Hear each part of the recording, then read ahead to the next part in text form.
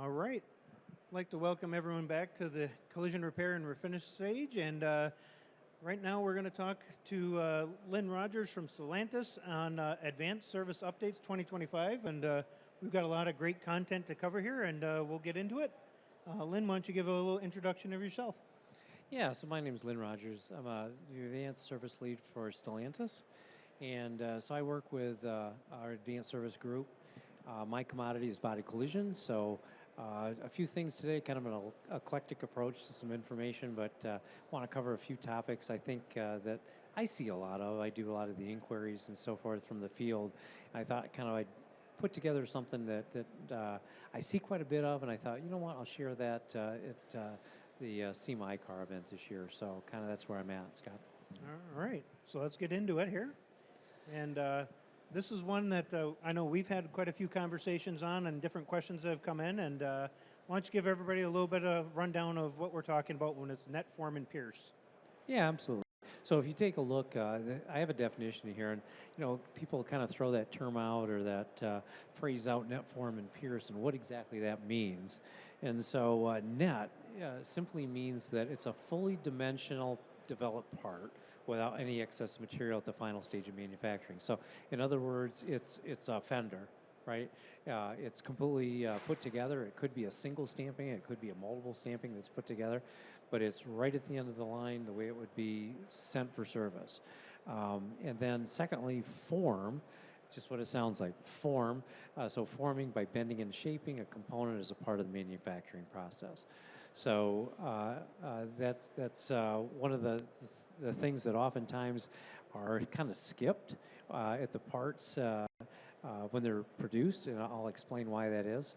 And then lastly, pierce, which is exactly what it sounds like, right? Adding holes to a single component, could be a fender, a single stamping, or an assembly. It could be a frame rail that's made up of multiple pieces.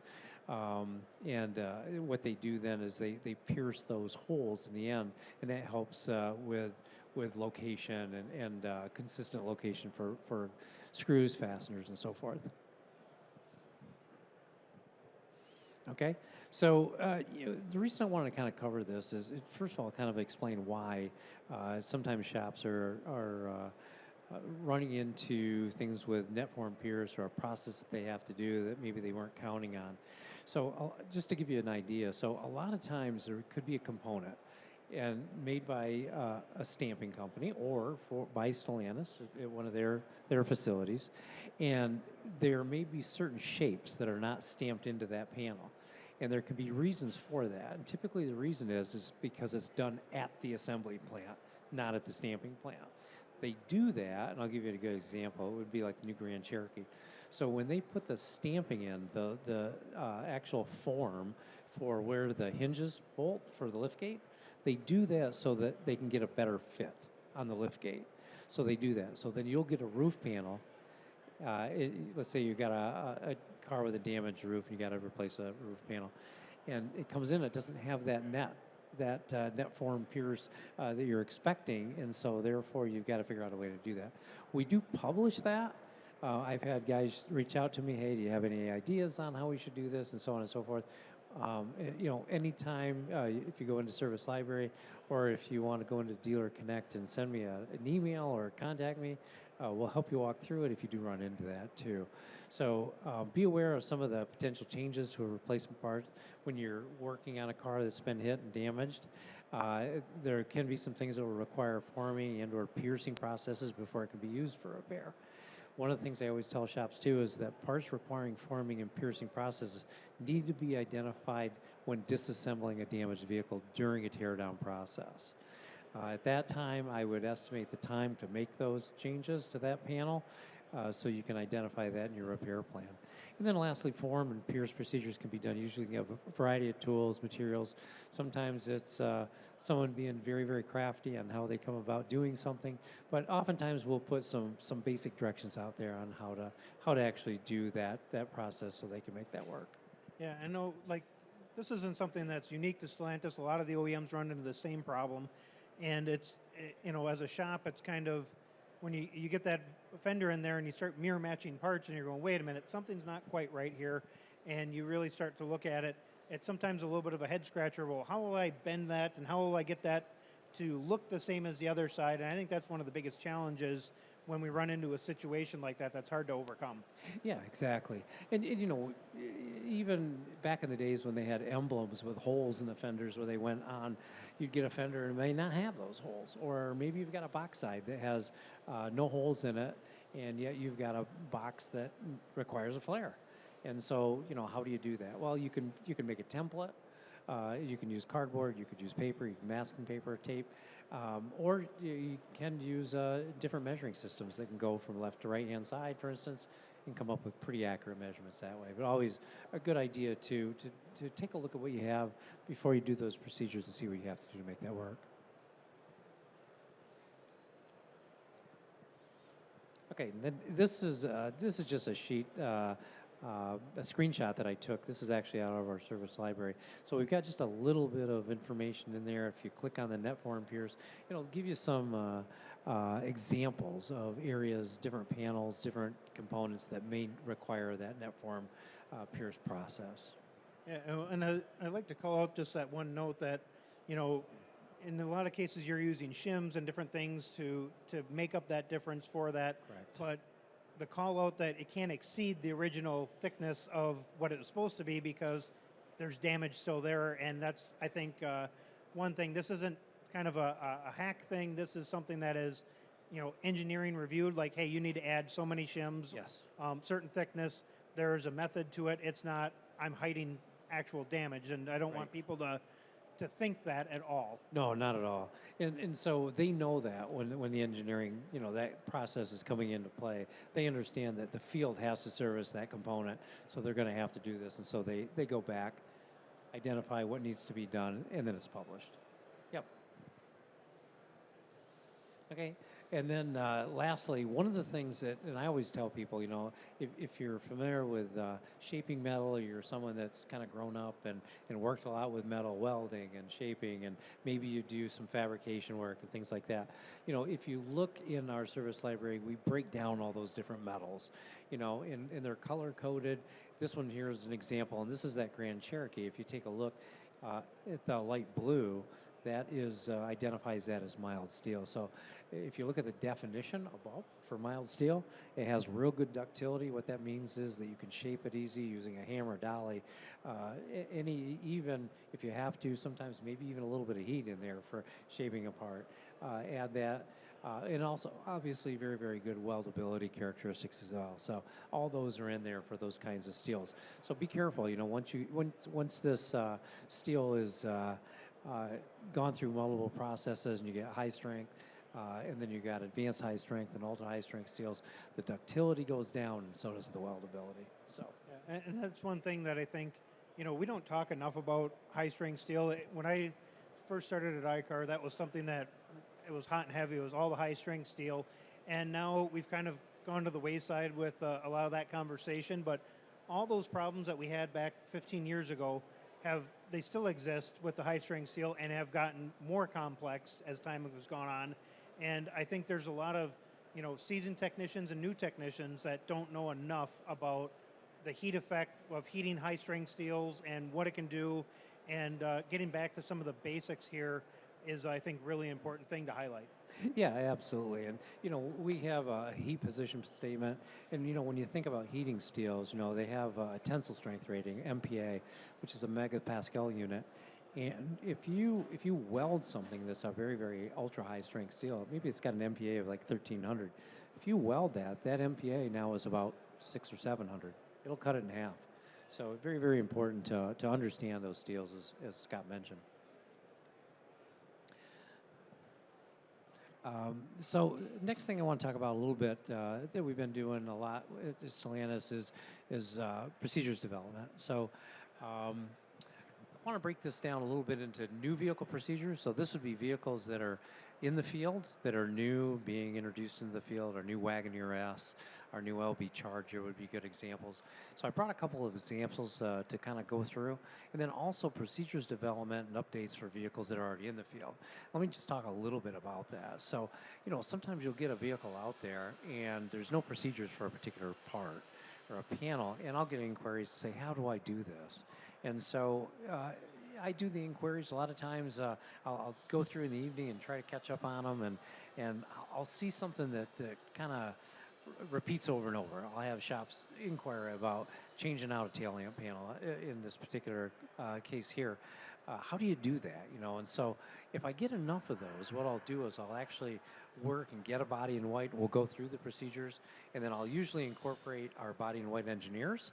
So if I have a question, they sign off on it on a certain repair procedure. So it's not something that we just do. We work with engineering to make sure that those procedures meet the requirements for a vehicle and the repairs for that vehicle. And I think that's something that a lot of collision technicians especially don't necessarily understand, is that it's not that the engineer hates you. It's literally that, a lot of times I know the repair procedure was looked at like on a front lower rail. A lot of times people are always looking for a sectioning procedure, but not every vehicle architecture allows it, because it would not perform as it's supposed to in a collision if you put a sectioning procedure in there. And, all the OEMs that I've talked to, which is pretty much all of them, they're always trying to have that repairability. They want repairability in their vehicles, but sometimes it's the technology to meet the crash standards and how that vehicle's architectured. It's just not possible to do what may seem like a logical thing to do for a technician, but a lot of times they've looked at it and it doesn't meet the specifications it needs to. Yeah, exactly. And we do what we call CAE testing. CAE testing is basically done in a computer. And so they will run through and actually crash those components, frame rails, full vehicles that are loaded with engine and all sorts of weight and so forth, just like they are out on the road. And, they can decipher from that pretty accurately what that's going to do when it's out in the field in a crash. But to that end, they also actually crash test the vehicle. And what that does, it reaffirms basically what that CAE test showed, and are there any changes? And sometimes, yeah, there are. They'll find things that, it's like, wow, we didn't realize that the force would travel in a particular direction, and they're also done at different speeds, so they react at different speeds differently. So just some of the things that we find out. So I'm going to start out procedure development for new production vehicles. This is the new LB Charger. So I kind of have a process I go through, and we do procedures development, and we actually do these on actual vehicles. We don't just do them in CAD. And so I'll just share here a little bit of information. Again, refer to, and this is always in our service library, the different, and this is an example here, all the different body side inner aperture sections and so on and so forth. You'll see, you've got a lot of ultra high strength steel and high strength steel components, and a lot of those have to be put in, most of them have to be put in their entirety. If there's a certain case where we can put a sectioning in there, or it can be done in a way where they can do it, we will. And I'll give you an example of one of those going forward. So in this particular one, this is on the a vehicle. This is one of our LB Charger, changing out the frame rail on this particular one. And also the KX is very, very similar. The KX is probably a better example than the LB here, and it's got an offset. So this is similar to the LB, but I actually took some of these from the KX as well. Very similar design, 590, so we can stitch weld this particular one. You can kind of see where that frame tip went on. If you look here, we also call out, where it is on the length. You can see here, this is an offset cut. And, we've got actually a belt sander here, and I know that, that's something that we caution, the use of that belt sander, because you do not want to go into that parent metal. And I know that iCars come up with some little tips and tricks using the belt sander, getting in there with a little shim and kind of picking that metal up and cutting that spot weld out, so you're not taking or damaging any of that parent metal going forward. I was actually having a conversation about that earlier today, and the little tips and tricks help a lot. If that metal starts to blue, stop, you're done, because like you said, it doesn't take it very long, because it doesn't seem to matter what you're cutting through with those file belt sanders. Yep. They really move some metal quickly, and Very you fast. can damage a reinforcement very quickly without hardly blinking your eye. Yeah, and so, this particular one here, now this frame here, I've got LB up there, but this particular photo here is actually off a KX. Again, similar frame rail, a little bit different in the way it's cut, but with this particular one, when we went to take it off, one of the things that we found out that we knew it was in there in CAD. We could see it in CAD and so on and so forth. There's a little flare at the end of one of the inner reinforcements.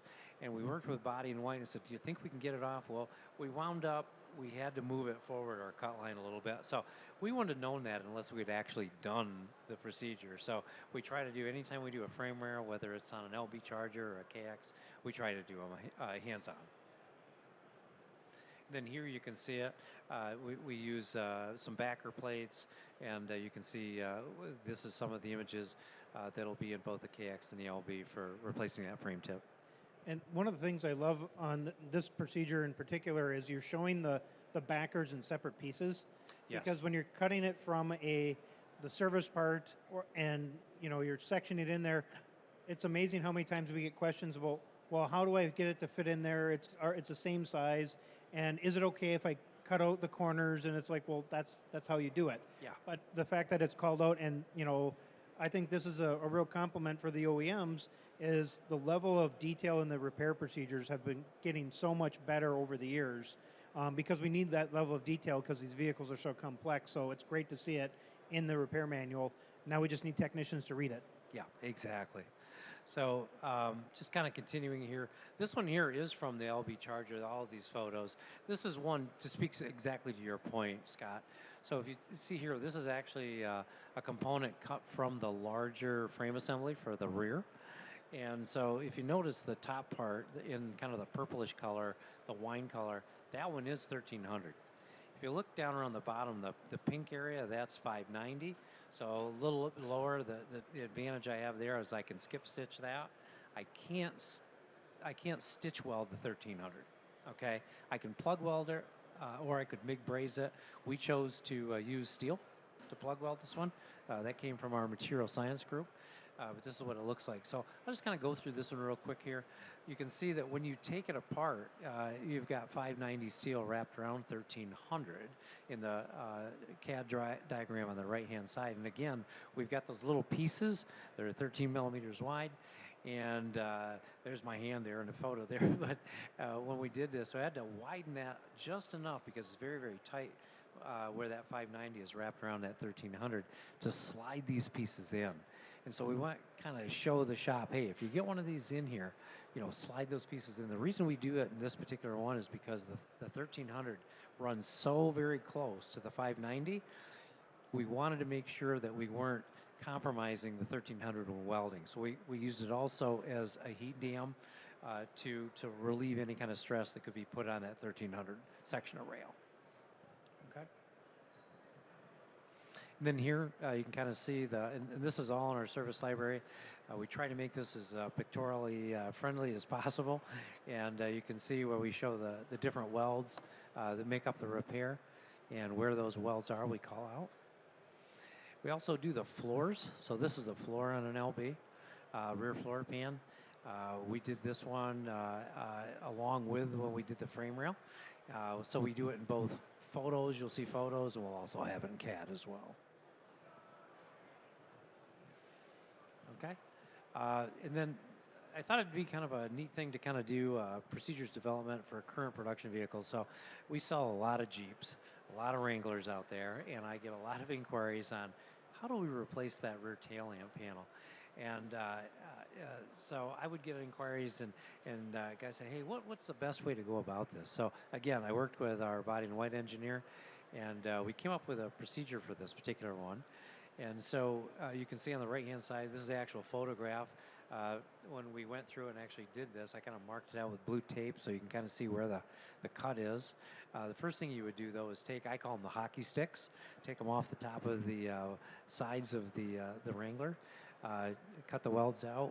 We use a Blair spot weld cutter, nothing fancy. And then just take our cutoff wheels, cut the rear off, and remove the spot welds. And what it'll look like is both panels. In this particular case, we're kind of showing them both. And then this is with a panel off. And so you can see where we removed a panel. I'm getting this one kind of ready to go. A couple things I did want to point out with this is that we do approve the use of weld-through primer. And so you can see the kind of dark gray area at the bottom there. That's 3M's weld-through primer. And so you'll also notice down there there's some small dots. Did this just to kind of make a point. Make sure that when you're using weld-through primer, if it's an area you have to weld, make sure you take that product out of the weld zone. And so people try to weld through it because that's the title of the product, right? But I put just some tape on there just to kind of identify where those spots are, because it's trapped on the backside. You can't use a resistance welder on there, so you've got to MIG weld it. That is probably one of the biggest misnomers of all time, because everyone wants to use it that way, and it is absolutely not meant to be that way. I don't know how many articles and videos and courses we have where we bring up the fact that you cannot weld through primer. But Exactly. it's a great product, but you have to use it right, just like anything else. Yep. It doesn't matter if it's adhesives or rivets or anything in between. You have to use it the right way. Yeah, and you got to have that corrosion protection, right? You've got to replace that corrosion protection, which is lost many times when repairs are made. So you got to figure out a way to put it back in there, and it's a good product to use. And then secondly, so what we did on this particular one, we're kind of lucky on the Wrangler, especially on the driver's side, there's a hole for the gas spout.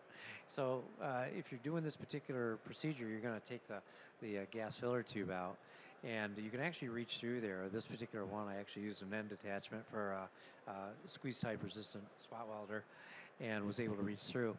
We have two approved materials. We use Fusers 2098 as well as 3M 7333. And so the areas on the inside of the left-hand side there of the picture on the left-hand side, you can see that the tabs, the three tabs that stick out at the top, you're able to actually get to those using that end attachment. But above and below that, you've got to use structural adhesive. So basically, and this was approved by our body and white engineers, and so basically butter both sides before you put it together. The thing that I can tell you, if you do this particular procedure, make sure you test fit, do it 2 or 3 times, make sure the seam along the side lines up perfectly, and it'll work out great for you. Yeah, and this is one of those procedures that, this is one of the pieces of a Wrangler that makes a Wrangler a Wrangler. Yes. And so it's been, a lot of generations of the Jeep Wrangler had this exact kind of setup, and it's great to see now, there's a recognized need for it, and you're working on it to get this procedure out there to respond to the damage that happens out there on a regular basis. It's more repairable, and it's a great thing to have. Yeah, absolutely. And I mean, they had the seam clear back with the CJs. There was a seam there, and it's just part of that architecture, just part of that old history that we've carried over. So, and then lastly, the other thing is a lot of guys will say, "Hey, I got a rear hit, and there's a cross member, and so how do I get that out?" And so there is no other way other than to remove the tail lamp panels. So you've got to take those off. So this is right now. This one is just getting published. It's not in our service library at the moment. These are some of the CAD images that we produced along with the photos. So just kind of wanted to kind of give you a little bit of heads up what's coming. And so you can kind of see the different locations of brackets and the cross member and so forth. We'll call out any adhesive that's used as well. So I'll kind of go through this. What we'll do is we'll have pictures there, kind of show the tabs that are underneath. You've got to remove some underneath components and literally roll out the cross member once those tail lamp panels are removed. And then when you go to put it back in, kind of the same opposite. And you can see here where I bent those tabs down, and you put it back in, literally roll it forward. It'll go right into place, and that's what it'll look like when you're done. Yeah, and I think this is a good example showing that, the value of going in and doing the repairs in a live environment, because to have that little tidbit on there of, okay, bend the tab, roll it in there, and put it back in place, there's no way, like in the computerized world, to really see a lot of that. We don't physically have it in front of you, so sometimes you have to do that physical repair to understand it. And it's great that you guys did this repair in particular, because I know I've had, I don't know how many inquiries come in about the tail lamp pockets and things like this, so this getting published is a very good thing. Yeah, and I know I've talked to you about this before, Scott, so this has come up a number of times. And, I have had shops that are experienced techs, and they're like, how do you get that out of there? What's the best way? So we kind of went ahead and did this one, and so I think it'll be well received by the field. It's well received by me already, so. And then lastly, I kind of want to go, this is something we're working on right now. And so I'm working with our parts team. And so I'm in meetings all the times with engineers and so forth. And again, this came from the field. I'd get inquiries and they'd say, hey, Lynn, is this a one-time use part? You know, is this not? And a lot of times it would come up with things like moldings. And, you know, you've got to take certain moldings off. They've got trap fasteners on the back side. So the further I started investigating this and so forth and talking with the engineers, you know, really what we did is we identified, hey, there's a lot of components that if you take them off and you either break a doghouse on the backside where the clip goes in, or you distort that piece because you can't get to the backside of the clip and release it. And so what we're doing is we're identifying with engineering if an engineer deems that that part should be replaced with new, we're going to call that out. And so what we'll do is we'll identify that. Our parts team will be working with all the Mitchell, CCC, Autotex, all the companies that do repair manuals and so forth and estimating manuals. And so we'll flag those parts. And so those parts will be flagged as one-time use. And that way it really helps the field as far as when they're doing a repair plan in the very beginning and to help identify those parts. And that's one thing that, you know, that one-time use part can hold up the entire repair, because a lot of times it's either buried somewhere deep where you can't put the vehicle together, or it's the last thing you need to do. And if you had to identify that up front, it might, you know, take a day, it might take 2 weeks, depending on the part. And so to identify that up front is a huge win for the industry. Yeah, exactly. And you know, I think it helps with things, you know, there are little things that help with cycle time. And this is one of those, you know. And so we try to be as creative as we can going forward to make sure that we cover all our bases and help the field out as much as we can. And little things like this, I think, will help greatly. So, so we've developed this standard. It's actually a standard that's in our portfolio that the engineers will use, and the production engineering. Parts include trim pieces such as moldings, they have trap fasteners. It can't get to the backside of the component. Fixed glass is another one. Sometimes fixed glass, rear glass, sliding glass, for instance, on a DT, a 1500 half-ton Ram, very difficult to get out without damaging that backside. So that's another one that the glass group has said this is a one-time use part. Some weather strips also, if they're glued in, if there's an adhesive that's used, they'll distort that when they're trying to take that off. If they're putting a quarter panel on a car or whatever, and they've got to do a lot of dismantling, some of those weather strips will be deemed as one-time use. Decals, emblems would be other things, of course, that would be one-time use, but we did want to call them all out. Yeah, and I know glass is one that is probably one of the most kind of argued pieces for R&I, or you have to R&R, because it seems like you can cut it out, but sometimes there's hidden tabs, sometimes there's a fastener that you just can't get out, and there's no way to attach it in the field. And so that's one of the things that I think has been a big sticking point for the industry. So the fact that you can call that out in the procedures is going to help everybody with that as well. Yeah, well, we wanted to share that again, it's coming. So look forward to getting that out there, and I think that'll help a lot. So, Scott, that's kind of some of the stuff I brought today. Hopefully that'll help. I think it's great information. As always, it's a pleasure to be up here with you, and you know, great content. And I'm looking forward to seeing all these updates to the repair manuals. And I know there's even more to come. So thank you again. Thank you. Appreciate it.